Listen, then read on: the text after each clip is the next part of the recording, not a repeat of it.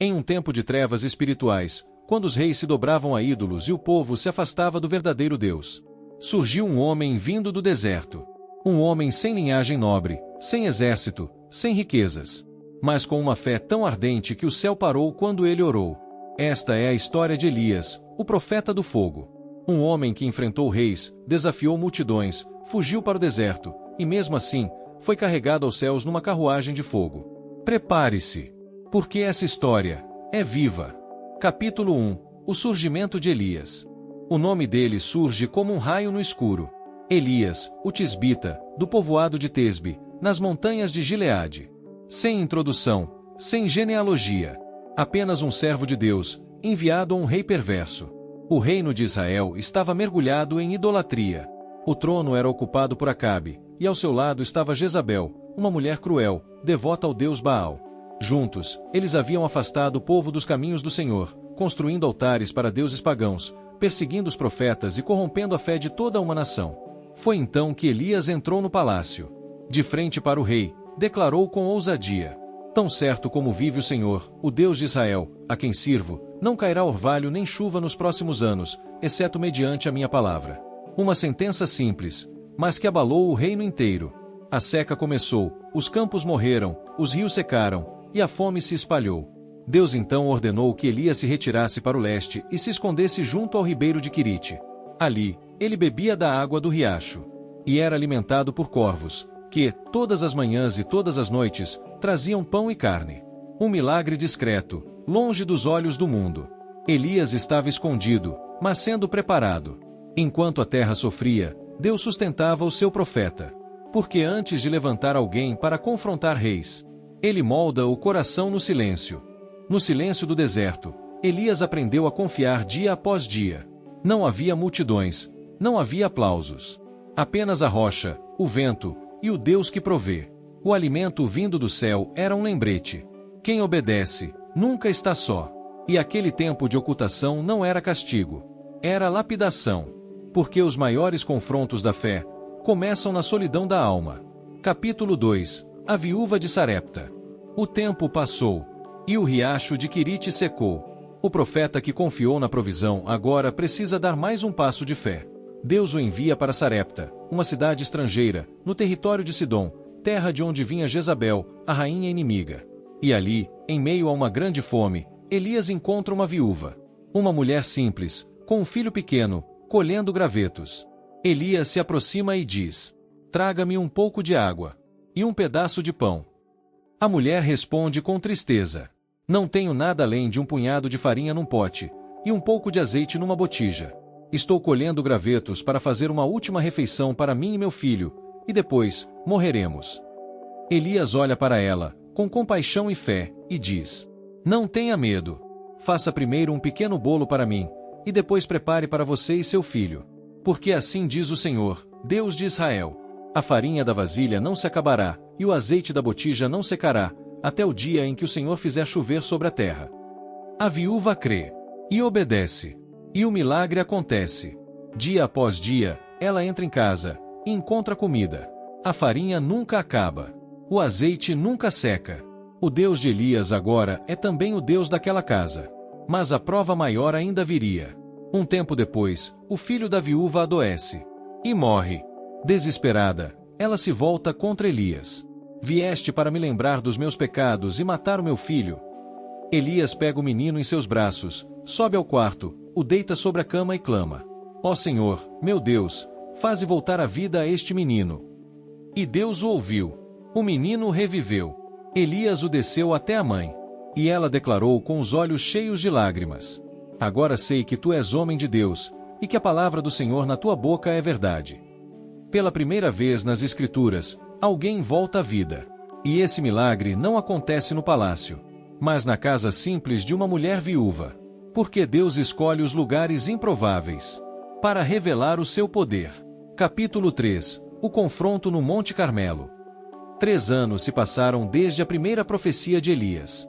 A seca havia devastado Israel, mas o povo ainda hesitava entre Baal e o Senhor. Então Deus fala com Elias: Vai, apresenta-te a Acabe, porque enviarei chuva sobre a terra. Elias vai ao encontro do rei, que o acusa. És tu, o perturbador de Israel. Mas Elias responde com firmeza: Eu não tenho perturbado Israel. Quem perturba são tu e a casa de teu pai, porque abandonaram os mandamentos do Senhor e seguiram os Baalins. Um desafio é lançado: reunir todo o povo no Monte Carmelo. Ali estariam Elias, sozinho, contra 450 profetas de Baal. Diante da multidão, Elias clama: Até quando cocheareis entre dois pensamentos? Se o Senhor é Deus, segui-o. Mas se Baal é Deus, então segui a ele. O povo, em silêncio, observa. Elias propõe uma prova: 2 altares, 2 novilhos. E o Deus que responder com fogo, esse será o verdadeiro Deus. Os profetas de Baal começam. Clamam desde a manhã até o meio-dia. Gritam, dançam, se cortam com lanças. Mas não há voz. Não há resposta.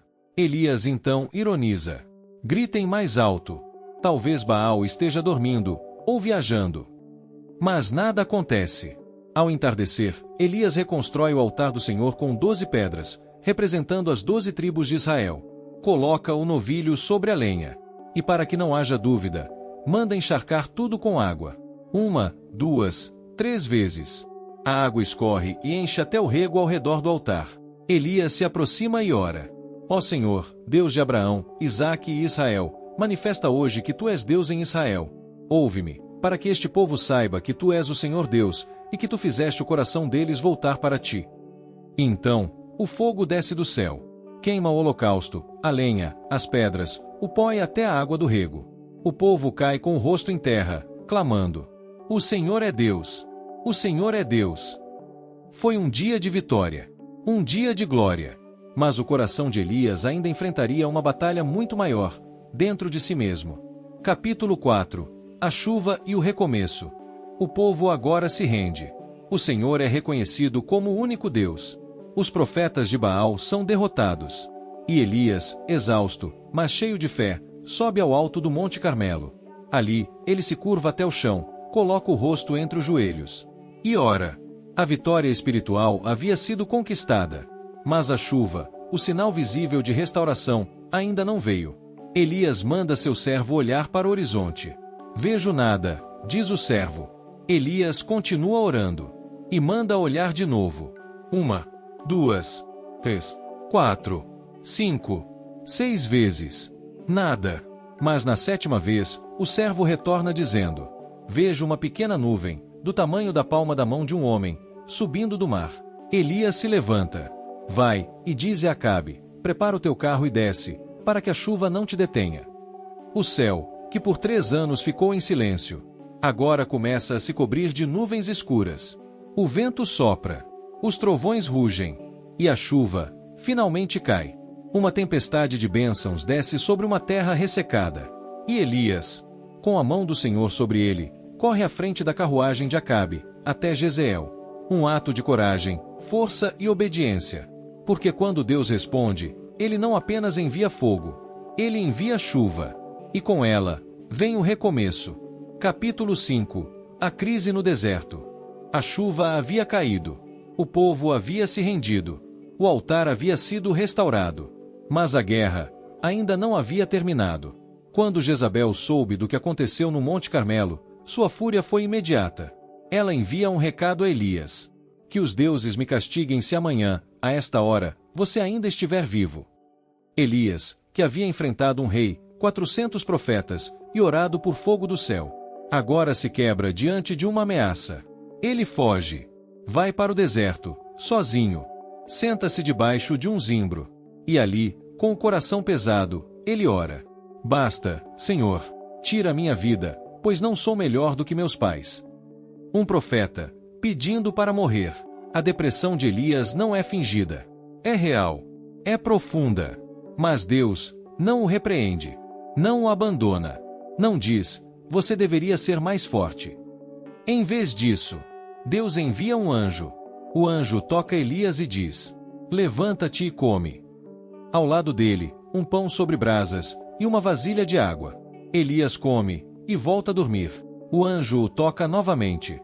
Levanta-te e come, porque a jornada será longa. Fortalecido, Elias caminha 40 dias e 40 noites até o monte de Deus, o Horebe. Ali, em uma caverna, ele se esconde. Deus pergunta: "Que fazes aqui, Elias?" Elias responde com o coração rasgado: "Tenho sido zeloso pelo Senhor, mas os filhos de Israel quebraram tua aliança, derrubaram teus altares e mataram teus profetas. Só eu fiquei, e agora querem tirar minha vida também." Elias não está mais apenas cansado. Ele está convencido de que está sozinho. Mas Deus está prestes a mostrar que ele nunca se ausentou. Capítulo 6. O sussurro de Deus. Elias está em uma caverna, isolado, exausto, quebrado por dentro. E Deus diz: "Sai e coloca-te diante de mim, no monte." Elias obedece. Então, um vento forte passa, tão poderoso, que despedaça os montes e quebra as rochas. Mas o Senhor não estava no vento. Depois, vem um terremoto. A terra treme debaixo dos pés de Elias. Mas o Senhor não estava no terremoto. Em seguida, vem o fogo. Chamas intensas cruzam o monte. Mas o Senhor não estava no fogo. E então, um som suave, um sussurro delicado, uma brisa leve, quase imperceptível. Elias cobre o rosto com seu manto e sai da caverna, porque o Senhor estava no sussurro. Nem sempre Deus fala por trovões. Nem sempre ele responde com fogo. Às vezes, ele fala no silêncio, porque o verdadeiro poder de Deus não está no espetáculo, mas na presença. E naquele momento, Deus restaura Elias. Ele mostra que Elias não está só, ainda 7.000 que não se curvaram a Baal. E lhe dá uma nova missão: ungir reis, escolher Eliseu como sucessor, e continuar. Porque quando tudo parece fim, Deus revela que é só o recomeço. Capítulo 7. A partida de Elias. O tempo de Elias estava chegando ao fim, mas ele não morreria como os outros homens. Deus tinha algo diferente preparado para ele. Elias anda com Eliseu, seu sucessor, de Gilgal a Betel, de Betel a Jericó, e de Jericó ao Jordão. Em cada cidade, os discípulos dos profetas se aproximam de Eliseu e dizem: "Você sabe que hoje o Senhor tomará o seu mestre." Eliseu sabe, mas sua resposta é sempre a mesma: "Sim, eu sei. Calai-vos." Ao chegar ao rio Jordão, Elias pega sua capa, enrola e golpeia as águas. E o rio se abre. Os dois atravessam em seco. Como Moisés, como Josué. Do outro lado, Elias pergunta: "Pede o que queres que eu te faça, antes que seja tomado de ti." Eliseu responde: "Peço por uma porção dobrada do teu espírito."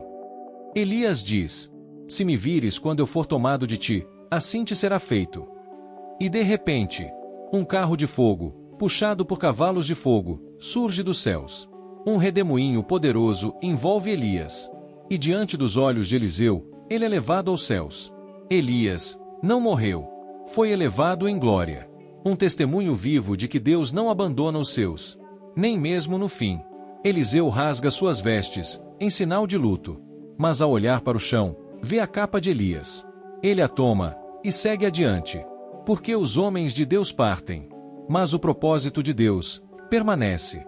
A história de Elias é mais do que uma sequência de milagres. É o retrato de um homem que teve coragem para falar, fé para esperar e humildade para se calar. Ele enfrentou reis e multidões, mas também enfrentou seus próprios medos e solidões. Elias nos mostra que até os grandes homens de Deus choram, que o fogo de Deus não elimina as fraquezas humanas, mas as transforma. Ele nos ensina que o silêncio de Deus também fala, e que o propósito não termina quando estamos cansados, mas quando Ele diz: "É hora de partir." E até lá, Ele cuida, Ele sustenta, e Ele sussurra. Se essa história tocou o seu coração, inscreva-se no nosso canal. Aqui, as Escrituras ganham voz, e o passado continua vivo.